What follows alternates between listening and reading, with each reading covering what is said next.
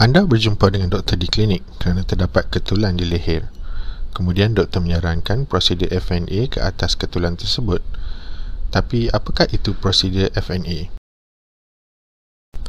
Nama penuh bagi prosedur FNA adalah Fine Needle Aspiration Biopsy atau biopsi tusukan atau suntikan jarum halus.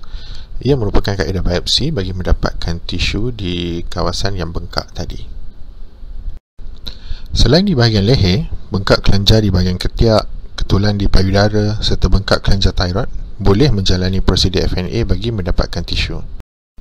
Tisu yang diperolehi ini akan dianalisa di makmal menggunakan mikroskop bagi mendapatkan diagnosis. Sebelum menjalani prosedur, anda perlu memberi kebenaran melakukan prosedur FNA terlebih dahulu. Anda harus ingat anda tidak perlu berpuasa untuk menjalani prosedur FNA. Sekiranya anda mengambil ubat mencairkan darah seperti aspirin atau warfarin, sila maklumkan kepada doktor yang merawat dan dapatkan nasihat berkenaan pengambilan ubatan sebelum menjalani prosedur FNA.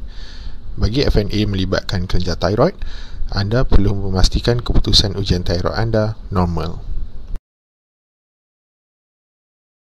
Mari kita sama-sama melihat bagaimana prosedur FNA ini dijalankan. Alatan yang diperlukan adalah syringe holder atau alat pemegang syringe,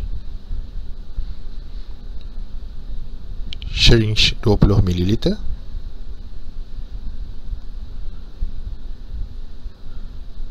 serta jarum.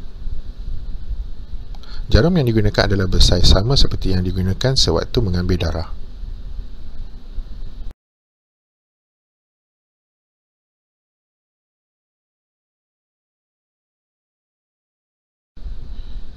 Syringe perlu diperiksa terlebih dahulu.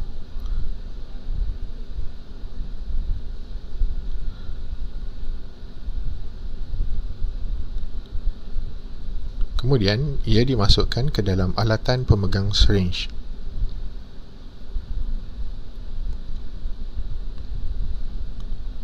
Jarum dipasang pada muncung syringe.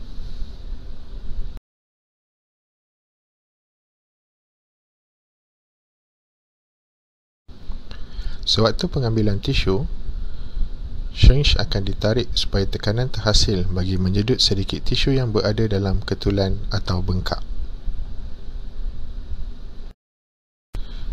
Suap beralkohol digunakan untuk menyah kuman.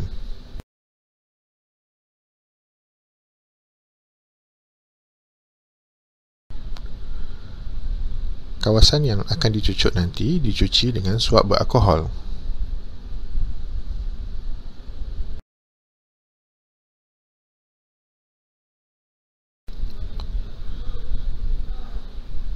Jarum dicucuk di bahagian tengah kawasan yang telah dicuci tadi.